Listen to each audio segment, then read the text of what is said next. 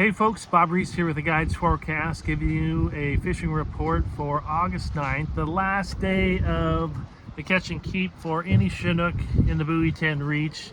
The ocean will remain open for any Chinook, hatchery or wild, but just hatchery coho, of course. And the ocean was forecast to be pretty rough today, but some guys did go out and brave it. I guess it laid down quite a bit more after 10 in the morning, which you know, recent activity after 9 o'clock in the morning has been hit or miss, but I guess if not many people are out there doing it, you stand a better chance of catching fish. So those that went out a little bit later did well. Those that went out in the morning did okay.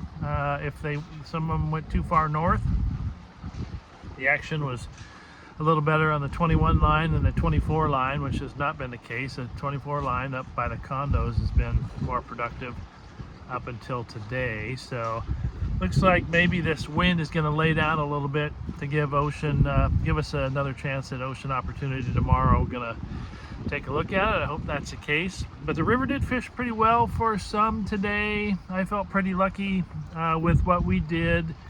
Headed to the ocean, well, headed down there to sea, but knew coming around the West End Basin that northwest wind was going to be problematic today. So we went into the lee side, if that's the appropriate terminology, used basically Sand Island and Cape Disappointment as a shield from the northwest wind, and caught the last part of outgoing tide along the Chinook wing jetties. It is a minus tide. We're coming into another minus tide series in the morning, which could make for some challenging bar crossings if there's any type of ocean swell, which there's not really forecast to be much of an ocean swell, but certainly some wind waves are possible. Although again, tomorrow looks quite nice. So just be aware that we're coming into another minus tide series for those folks that cross the bar early. Pay very close attention to what the bar report is. Always be willing to turn around because it could be a pretty snotty bar. But river fishing, it's really my first full day in the river, and I wasn't disappointed. We caught that last part outgoing tide. I think I started probably around wing jetty 3, maybe it was 5. One of those two on the Washington side, and put them in. We were running a couple down deep at 55 and 65, and the middle rods were fishing at 21, they were fishing at 40, and the bow rods were fishing at 21. And before you knew it, I mean, over the course of about an hour and a half, maybe 2 hours, we had caught and landed 3 Chinook and 2 nice coho that we were able to keep. One wild we threw back. So good morning. Last part of outgo, first part of income along the Chinook wing jetties. Able to troll darn near to Buoy 11. Didn't want to get too close to the A jetty there at Buoy 11 because there was at least one whale, maybe probably more than one, that was working schools of anchovies just on the other side. And as you might have heard, one of my colleagues hit a whale and messed up his lower unit a couple days ago, so be aware.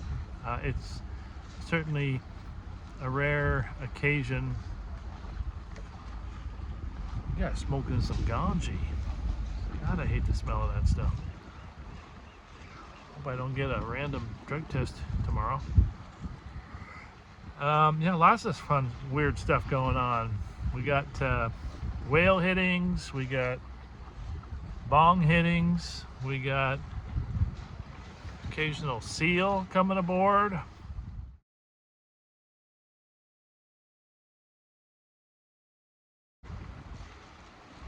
I'll plead the 5th on that.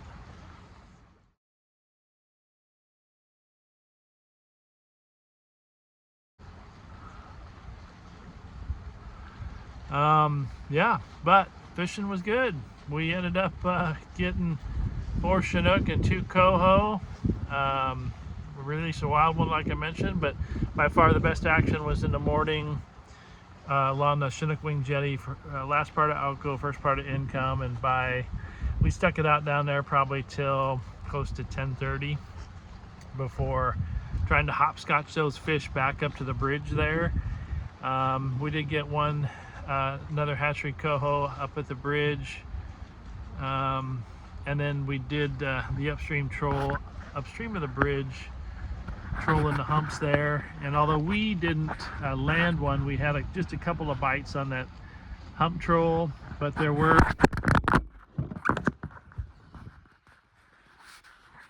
I don't know what that guy was smoking, but clearly had an impact on me.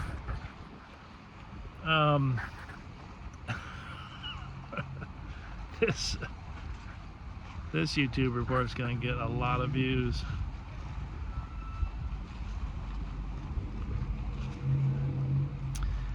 Really, I'm just kind of tired, but no substance abuse for me. So, really, no substance abuse. And a weird night nonetheless. Anyway, there were folks that went up to Tongue Point thinking they were gonna put the smack down on them like they did yesterday, and that didn't pan out well. So I was glad I went down, which was a little bit sketchy given the fact that there weren't a lot of fish caught downstream of the Astoria Migler Bridge yesterday. So there were again fish caught up in first thing this morning, early in the morning, in the blind channel. There were fewer boats on the water today than there had been, and that always helps.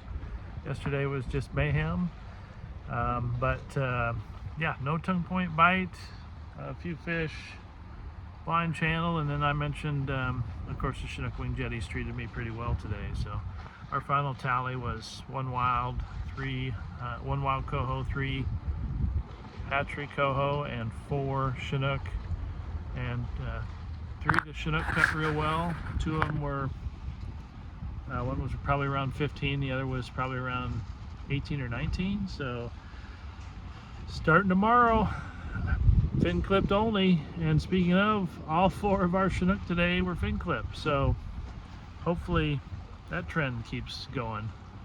But we've got 2 weeks of fin clipped only Chinook in the river. You're gonna have to weed through some, but hopefully, I have no idea what the mark rate's going to be, but I think if we're lucky, it'll be a little north of 50%. And of course, some days are going to be better than others, but just got to put in your time. So that's not really going to give a forecast tonight. So Chinook and Steelhead subscribers, don't bother going to the Columbia River section tonight, because this is the full report.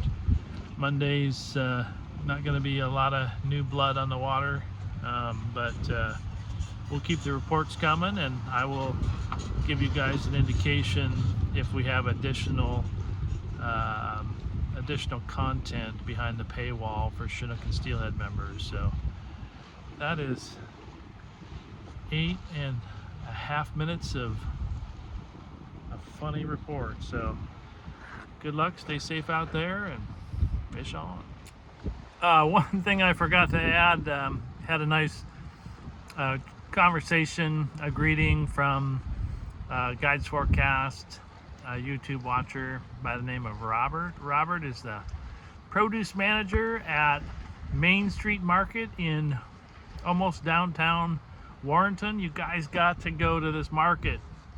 Had a whole case of Hermiston cantaloupe. Everybody knows Hermiston watermelons, but man, the Hermiston cantaloupe they had there was not only very reasonably priced, but it tastes like cantaloupe when you were a kid. It had flavor, in other words, not the crap that we get in the stores the rest of the year that's grown out of the country, along with your lettuce with explosive diarrhea. This cantaloupe is the bomb. So stop by Main Street Market, say hi to Robert if he's working the produce department, get yourself a couple of melons, cantaloupes.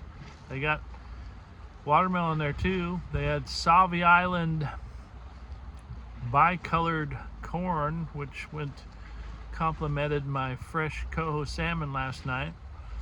So shout out, that's what you requested, Robert. Shout out to Main Street Market, just a block and a half south of the main four-way stop in Warrenton. Awesome produce. Man, what a place we live in.